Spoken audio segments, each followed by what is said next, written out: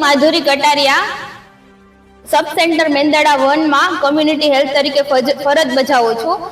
आज हूँ cervical cancer नी रसी नी थोड़ी माहिती आपीश तो बधा समझो के शुं कामे आ रसी जरूरी छे। अत्यार सुधीमां मेंदड़ा तालुकामां 100 थी वधारे दीकरीओए आ रसी लई लीधी छे अने हजी पण माणसो लेवा आवे छे। तो अहींया केम्प थाय छे मेंदड़ामां सीएचसी होस्पिટલમાં तो तमे संपर्क करो अने रसी लेवा आवो। અને આ રસીથી કોઈ પણ જાતનો ગેરફાયદો નથી। 100 માંથી એકેય દીકરીની ફરિયાદ નથી કે અમને કઈ થયું છે। તો બધા જ લોકો, બધા જ માતાઓ, દીકરીઓ, બહેનો રસીઓ લેવા આવો। પીએચસી ડેડકિયાળ અને સીએચસી મેંદડા ખાતે આ રસી આપવામાં આવે છે। તો તમે આશા વર્કર બહેનોનો સંપર્ક કરી ટાઈમ લઈ અને 14 થી 15 વર્ષની દીકરીઓ વેક્સિન લેવા આવી શકે છે। આભાર। હું ડોક્ટર પૂજા પ્રિયદર્શિની, તાલુકા હેલ્થ ઓફિસર મેંદડા। ગર્ભાશયના મુખના કેન્સર જે સ્ત્રીઓ માટે જીવલેણ હોય છે અને જેનો ઇન્સિડન્સ ભારતમાં લગભગ 1,27,526 કેસ નોંધાણા હતા 2022ની સાલમાં, જેની સામે 79,906 સ્ત્રીઓનું ડેથ થયું હતું। એના વિરુદ્ધમાં સરકારશ્રીએ રસી લોન્ચ કરી છે। 28 ફેબ્રુઆરી 2026ના રોજ અજમેરથી એનું લોન્ચિંગ થયું છે, જેમાં 14 વર્ષથી લઈને 15 વર્ષ સુધીની તમામ દીકરીઓને વેક્સિનનું 1 ડોઝ આપવાનું છે। એટલે જેનો જન્મ 18/2/2011 થી લઈને 28/2/2012ની વચ્ચે થયું હોય એવી દીકરીઓ જેનું 14 વર્ષ પૂર્ણ થઈ ગયું હોય પણ હજી 15મા વર્ષમાં 14 વર્ષ પૂર્ણ થઈ ગયું હોય ને 15મા વર્ષમાં પ્રવેશ થઈ ગયું હોય પણ 15 વર્ષ હજી પૂર્ણ ન થયા હોય એવી દીકરીઓને આ રસીનું 1 ડોઝ આપવાનું છે।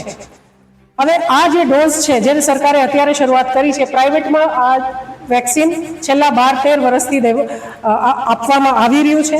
એક વેક્સિનની કિંમત સરેરાશ 3,000 થી 4,000 સુધીની હોય છે અને છેલ્લા 1 દાયકાથી બી વધારે સમયથી આ વેક્સિન લોકો લઈ રહ્યા છે, જેની કોઈ બી આડઅસર ધ્યાને આવી નથી। આપણા તાલુકામાં, મેંદડા તાલુકામાં બી અત્યાર સુધીમાં 100 ઇન્જેક્શન અપાઈ ગયા છે। અમારે જે મેં કોહોર્ટની વાત કરી, 14 વર્ષની દીકરીઓનું કોહોર્ટ આપણી પાસે લગભગ 400નું છે, એટલે લગભગ 1/4 કામ આપણું પૂર્ણ થઈ ગયું છે, પણ આપણે આ કામગીરી 100% પૂર્ણ કરવાની છે।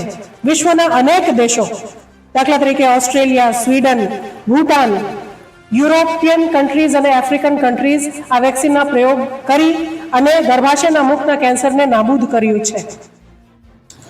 ઇતિહાસ ગવાહ છે કે વેક્સિન થકી આપણે ઘણા બધા જીવલેણ રોગો, દાખલા તરીકે પોલિયો, ઉટાટિયું, મોટી ઉધરસ, ધનુર, રોટાવાયરસ ડાયરિયા, ન્યુમોનિયા, આ તમામ પ્રકારના જે જીવલેણ રોગો છે એની સામે આપણે લડત આપી છે। આ બધા રોગો હવે નામશેષ થઈ ગયા છે ફક્ત ને ફક્ત વેક્સિનના લીધે। કોવિડ કાળમાં બી કોવિડ વેક્સિનના લીધે આપણે કોવિડના કેસોમાં નોંધપાત્ર ઘટાડો કર્યો અને લોકોનો જીવ બચાવી શક્યા। એટલે મારી અપીલ છે કે જેટલી બી 14 વર્ષની છોકરીઓ છે, દીકરીઓ છે આપણી, એને આ વેક્સિનથી આપ અચૂક રક્ષિત કરી અને સરકારશ્રીનો કાર્યક્રમને સફળ બનાવશો। મારું શુભ નામ ડોલીબેન અજમેરા, મારું ગામ મેંદડા, તાલુકો મેંદડા। આજે મેંદડાના THO મેડમ પૂજા મેડમ સાથે અહીંયા સિવિલ હોસ્પિટલની મુલાકાતે આવ્યા। જાણતો હતી કે આપણા આદરણીય વડાપ્રધાન શ્રી નરેન્દ્રભાઈ મોદીએ 28 ફેબ્રુઆરીએ અજમેર શહેરમાંથી HPV નામની રસી જે 14 વર્ષ પૂર્ણ થયા હોય તેવી કિશોરીઓને આપવાની શરૂઆત કરી। આપણા આદરણીય ગૃહમંત્રી શ્રી અમિતભાઈએ પણ આ જ રસી 14 વર્ષની કિશોરીઓને પોતાના મત વિસ્તાર ગાંધીનગર લોકસભામાંથી આપવાની શરૂઆત કરી અને આજે દેશના ખૂણે ખૂણે દરેક સરકારી દવાખાનાઓમાં આ રસી આપવાની શરૂઆત થઈ ગઈ છે। મેંદડા તાલુકામાં પણ 14 વર્ષની દીકરીઓ જે કહેવાય કે કિશોરીઓ છે અને 15મા વર્ષમાં જેનો પ્રવેશ થઈ ગયો છે, આવી 100 દીકરીઓને તો આ રસી ઓલરેડી અપાઈ ચૂકી છે।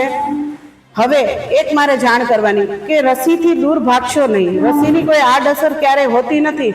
જેવી રીતે કે ભૂતકાળમાં ટીબી નામનો રોગ હતો એ રસીથી નાબૂદ થયો છે, એની ટ્રીટમેન્ટ અને રસી બેયથી નાબૂદ થયો। એવી જ રીતે પોલિયો નામનો રોગ જ્યારે હું નાની હતી 1-2 વર્ષની ત્યારે મેંદરડામાં સરકારી દવાખાનામાં પણ પોલિયોની રસી નહોતી.